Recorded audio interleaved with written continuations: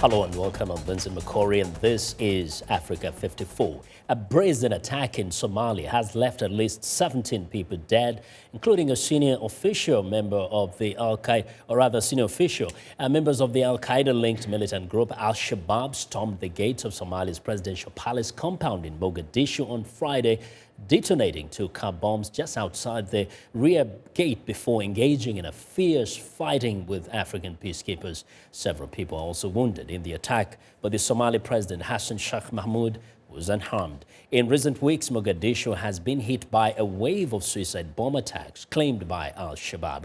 The militants were pushed out of the Somali capital in mid-2011, but have continued to wage a sustained guerrilla warfare campaign.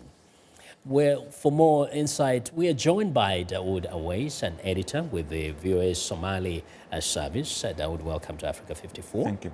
Now, first thing, let's get some updates. What are you hearing from the ground in terms of who exactly was killed and what are the latest numbers?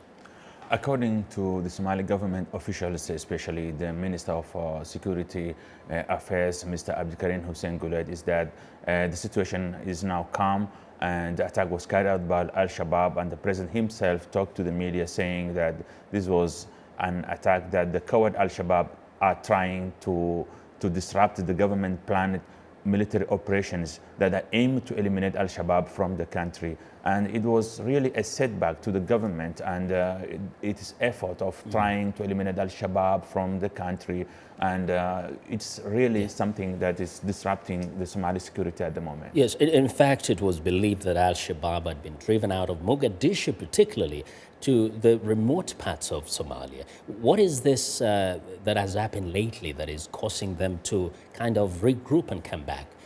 I think this has to do with the planned attacks of the government, because for the recent weeks there was some announcement from the African Union forces and the Somali government saying that they're going to attack al-Shabaab areas out of Mogadishu and inside Mogadishu. So this is like a planned attack of al-Shabaab to ensure that they disrupt the government plans and to engage them in fighting in Mogadishu. And recently there have been some attacks in the capital in some areas, but this was a very surprising attack in the presidential palace, because that is where the government sits, and it has also got Somali national forces and AMISOM forces who are guarding that building. So this was like al-Shabaab is trying to show that they are still alive instead of...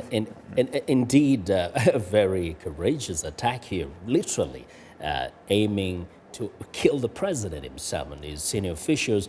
Question is, are these pockets of al-Shabaab that are still existing within Mogadishu? From what you're hearing, are these fellows who are coming into town from elsewhere, and how do they get through?